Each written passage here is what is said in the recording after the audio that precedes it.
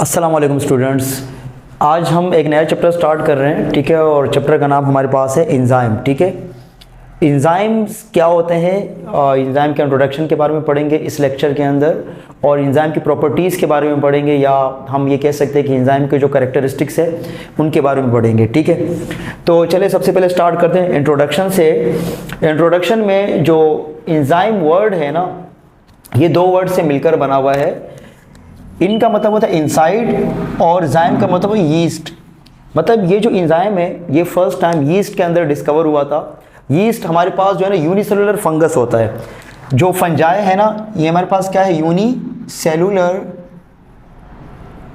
Cellular fungus. ये unicellular fungus है, ठीक है, यीस्ट। और इसके अंदर फर्स्ट टाइम एंजाइम को डिस्कवर किया गया था, तो तभी एंजाइम का नाम जो है ना वो एंजाइम रखा गया है, ठीक है। तो ये एंजाइम की जो है ना मतलब वर्ड की मीनिंग हो गई।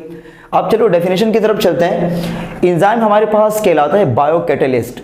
अच्छा, कैटलिस्ट क्या होते हैं, सबसे पहले कैटलिस्ट समझते हैं। कैटलिस्ट हमारे पास वो केमिकल्स कह सकते हैं या वो सब्सटेंस कह सकते हैं जो रेट ऑफ रिएक्शन को या स्पीड ऑफ रिएक्शन को कम करते हैं या वो इंक्रीज करते हैं। आप ये कह सकते हैं कि catalyst are the substance which increase और decrease the speed of chemical reaction, ठीक है। जैसे यहाँ हमारे पास है हीट। फिर बता देता हूँ, कैटलिस्ट आर दोज सब्सटेंस और दोज केमिकल विच इंक्रीज और decrease the rate of chemical reaction, ठीक है। मिसाल के तौर पे जैसे हम चाय बनाते हैं, तो चाय के लिए हमारे पास जो है ना, अगर हम इंग्रेडिएंट लेते हैं, जैसे वाटर लेते हैं, ठीक है, और दूध लेते हैं, पत्ती लेते हैं, चीनी लेते हैं, उनको अगर हम मिक्स करते हैं तो चाय तो नहीं बन जाएगी। चाय बनाने के लिए अगर हम वो रिएक्शन हमें जल्दी करना है, ठीक है, 5 मिनट में करना है, 10 मिनट में करना है, तो उसको हम देते हैं हीट।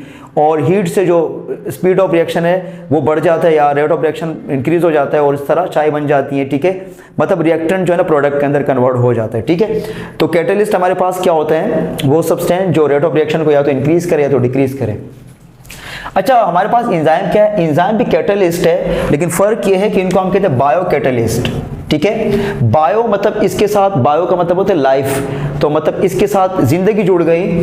तो इसका मतलब यह है कि एंजाइम इंक्रीज और decrease the speed of chemical reaction inside the living body. मतलब जानदारों की बॉडी के अंदर, या आप ये कह सकते हैं कि सेल के अंदर जो केमिकल रिएक्शन होते हैं, बहुत सारे रिएक्शन होते हैं, हमें पता है, जैसे कि फोटोसिंथेसिस है, जैसे कि रेस्पायरेशन है, ठीक है, डाइजेशन है, इस तरह बहुत सारे केमिकल रिएक्शन चल रहे होते हैं बॉडी के अंदर, और उन केमिकल रिएक्शन को इंक्रीज करना होता है, डिक्रीज करना होता है। तो ये काम कौन कर रहा होता है, एंजाइम। तो एंजाइम को हम इस तरह डिफाइन कर सकते हैं कि enzyme are the bio catalyst which increase और decrease the speed of chemical reaction, ठीक है। या तो केमिकल रिएक्शन जो हमारे पास होते हैं उसके रेट को इंक्रीज करते हैं या तो डिक्रीज करते हैं, ठीक है। तो ये हमारे पास डेफिनेशन हो गई। अब हम चलते हैं कैरेक्टरिस्टिक्स ऑफ एंजाइम, या आप ये भी कह सकते हैं कि प्रॉपर्टीज ऑफ एंजाइम या फीचर्स ऑफ एंजाइम के, मतलब एंजाइम के खुसूसियात क्या होते हैं। मैंने यहाँ पर आपके लिए कुछ यहाँ पर मेंशन किए हैं जो आपके एंजाइम के लिए काफ़ी है। एंजाइम में क्वेश्चन बनता है कि write down the characteristics of enzymes. तो यहाँ पर मैंने आपके लिए कुछ जो अहम और इम्पॉर्टेंट कैरेक्टरिस्टिक्स वो मैंने लिखे हैं। सबसे पहले हमारे पास है बायो कैटलिस्ट। बायो कैटलिस्ट पहले बता चुका हूँ कि enzyme are the bio catalyst which increase और decrease the speed of biochemical reaction. कह लो तो ज़्यादा अच्छा है, क्योंकि बायो जो जानदारों की बॉडी के अंदर रिएक्शन होते हैं वो बायोकेमिकल रिएक्शन कहलाते हैं, ठीक है। सो बायो कैटलिस्ट इंक्रीज और decrease the speed of chemical reaction, ठीक है। सेकेंड हमारे पास जो करेक्टर है वो ये है कि प्रोटीनियस इन नेचर। ये बात याद रखें कि जितने भी एंजाइम होते हैं सारे के सारे प्रोटीनियस इन नेचर होते हैं। मतलब एंजाइम आर मेनली, या मोस्टली आप ये कह सकते हो, enzyme are mainly made up of protein. Enzymes are mainly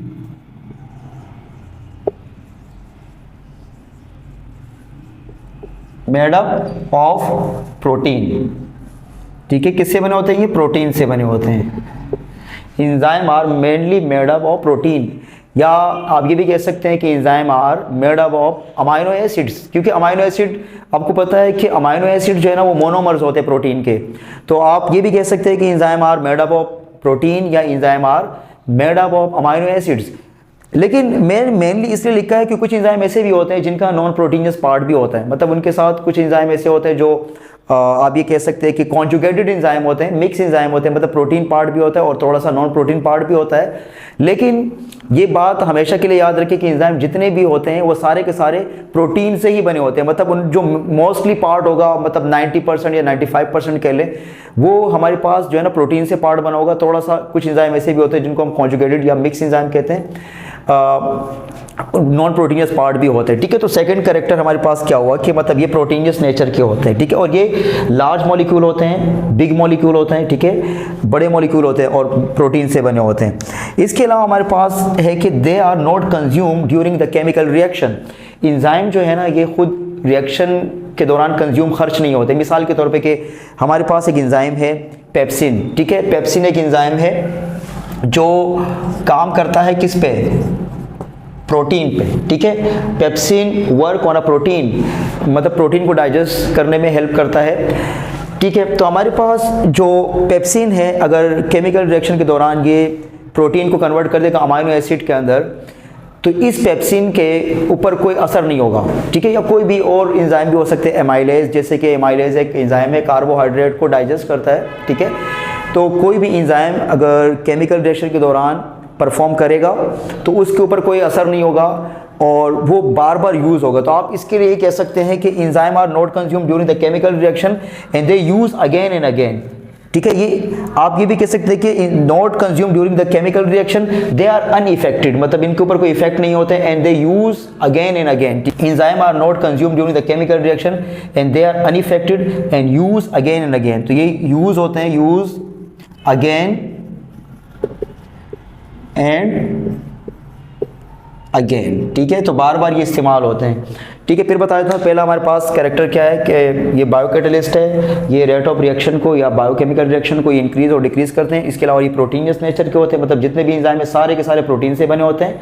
ठीक है, और तीसरा हमारे पास है ये केमिकल रिएक्शन के दौरान कंज्यूम नहीं होते हैं, ये बार बार यूटिलाइज होते हैं। ठीक, चौथा हमारे पास ये है कि रिएक्टेंट ऑफ एंजाइम, एंजाइम जिस सब्सटेंस पे काम करता है ना वो उसका क्या कहलाता है, सबस्ट्रेट कहलाता है। मिसाल के तौर पे हमारे पास एक एंजाइम है, ये समझ लो कि एक एंजाइम है हमारे पास।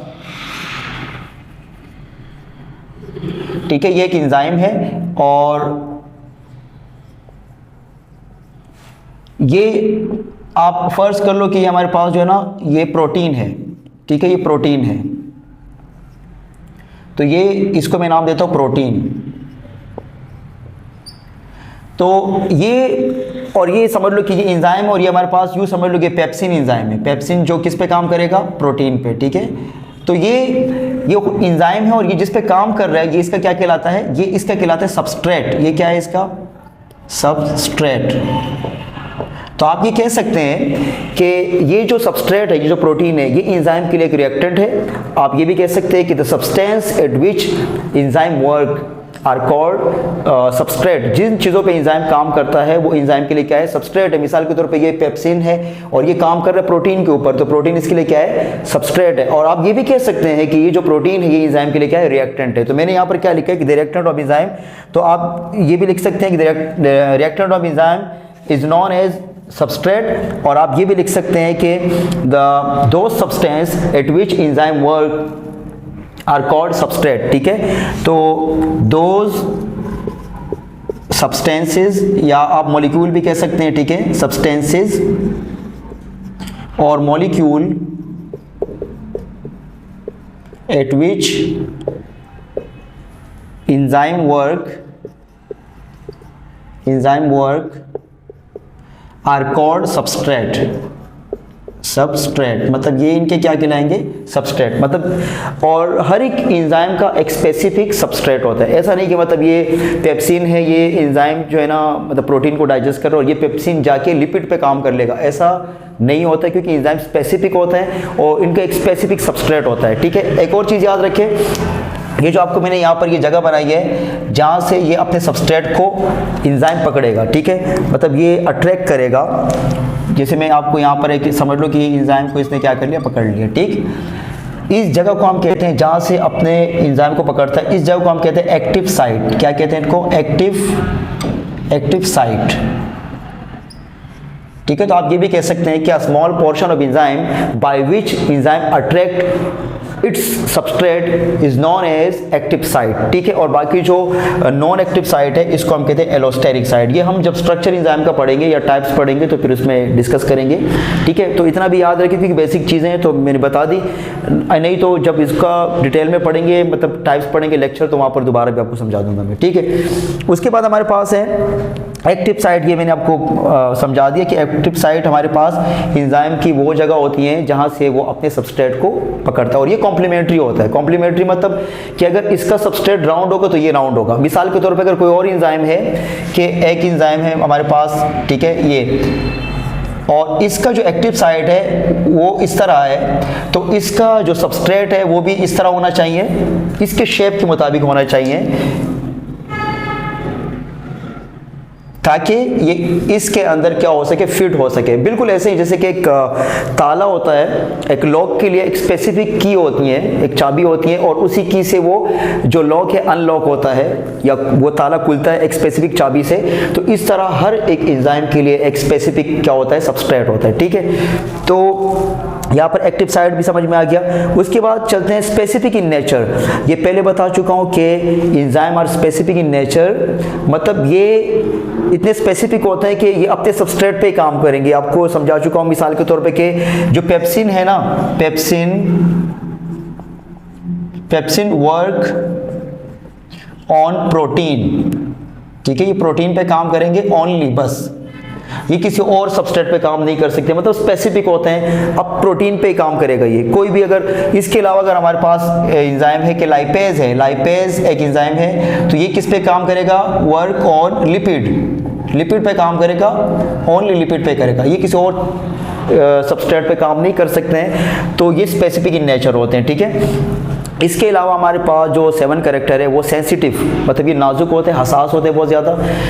कैसे, इनका एक स्पेसिफिक पीएच होता है, स्पेसिफिक पीएच, स्पेसिफिक टेम्परेचर, इनके लिए जो ऑप्टिमम टेम्परेचर है, जो ऑप्टिमम मतलब इनके लिए जो अच्छा टेम्परेचर जिस पे एंजाइम मैक्सिमम एक्टिविटी शो करते हैं तो वो टेम्परेचर कहलाता है ऑप्टिमम टेम्परेचर, और वो हमारे पास कहलाता है 37 सेल्सियस, ठीक है। अच्छा, स्पेसिफिक पीएच भी चाहिए होता है, स्पेसिफिक पीएच, ठीक है। मतलब कुछ एंजाइम ऐसे हैं जो एसिडिक मीडियम में काम करते हैं, जैसे हमारे पास पेप्सिन है।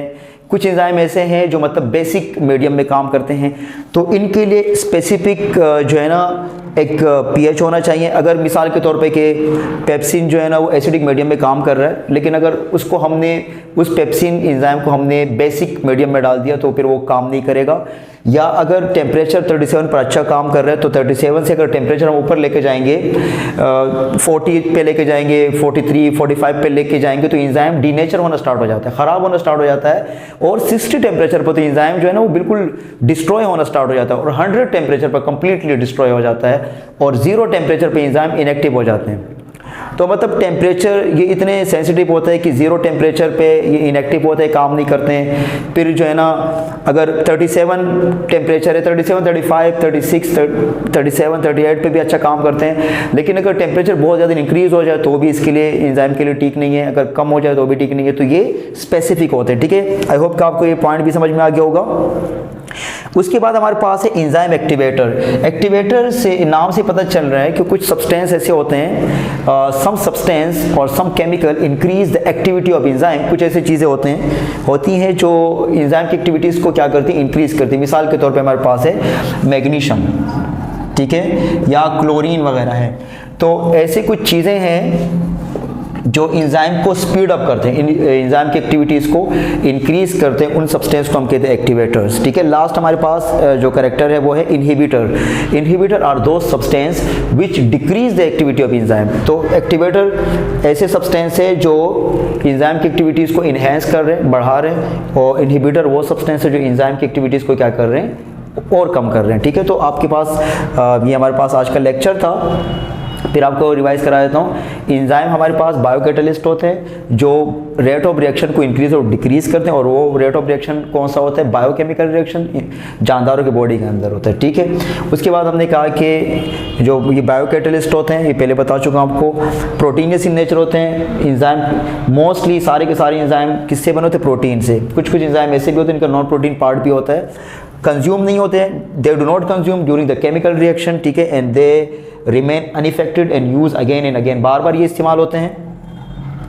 अच्छा, the reacted of enzyme is known as substrate, ठीक है, जो इनका जो रिएक्टेंट होता है जिस पे काम करते हैं, ठीक है, वो सबस्ट्रेट कहलाता है। आप ये भी कह सकते हैं कि those substance at which enzyme work is known as substrate. मैंने आपको एग्जांपल दे दी, जैसे कि पेप्सिन है, वो प्रोटीन पे काम कर रहे, तो पेप्सिन खुद एंजाइम है, और जो प्रोटीन है वो एंजाइम के लिए क्या है? सबस्ट्रेट है, ठीक। उसके बाद हमने कहा कि एक्टिव साइट होता है एंजाइम का, ये मैं आपको मेंशन कर चुका हूँ कि एंजाइम का एक साइट होता है जहाँ से वो अपने सबस्ट्रेट को पकड़ता है, खींचता है, अट्रैक्ट करता है, उस साइट को हम कहते हैं एक्टिव साइट। और जो एक्टिव साइट के अलावा बाकी रिमेनिंग साइट उसको हम एलोस्टेरिक साइट कहते हैं। अच्छा, उसके बाद हमने कहा कि enzyme are specific in nature. ये स्पेसिफिक इन नेचर के होते हैं, ये खास सबस्ट्रेट पे काम करते हैं, हर एक सबस्ट्रेट पे काम नहीं करते हैं। उसके बाद हमने कहा कि सेंसिटिव होते हैं, ये नाजुक होते हैं, हसास होते हैं, ये एक स्पेसिफिक एक खास पीएच पे काम करते हैं, एक खास टेम्परेचर पे काम करते हैं, ठीक है, जो मैंने आपको बता दिया, जैसे कि 37। और पीएच तो हर एक एंजाइम का अलग अलग होता है, कुछ एंजाइम एसिडिक इन्वायरमेंट में काम करते हैं, कुछ बेसिक में काम करते हैं, कुछ न्यूट्रल एंजाइम होते हैं, ठीक है। जैसे हमारे पास जो है ना एमाइलेज है, तो वो न्यूट्रल इन्वायरमेंट में काम करते हैं, जैसे कि हमारे माउथ के अंदर रिलीज होते हैं फ्रॉम द सलाइवरी ग्लैंड्स, और आपको पता है कि हमारे जो सलाइवा है उसका जो पीएच है वो न्यूट्रल है, ठीक है।